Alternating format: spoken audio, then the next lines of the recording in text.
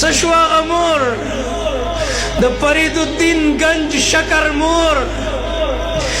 بچی ته وای منځو کا خواږه به ملاویږي د ماشومانو خواږه ډېر زیات خوښي چې په مانځه باندې به ودرېده مور ته د تربیت طریقه ښودلې ده مور ته د تربیت طریقه ښودلې ده دی به په مانځه باندې ودرېده مور به ورته د مصلې نه لاندې چیني کېښودله او چې ده به کله سلام وګرځو او مصله به یې اوچته کړه خواږه به یې وخوړه ډېر زیات به خوشحاله شه وی بچیا دا درله الله د دې مونځ په بدله کې درکړل یوه ورځ مور نه وه چېرته تلې وه او د مونځ ټیم شه فریدالدین د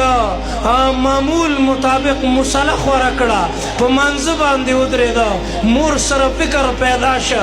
یا الله بچی به په مانځه ولاړي چې سلام وګرځئ مصله اوچته کي نو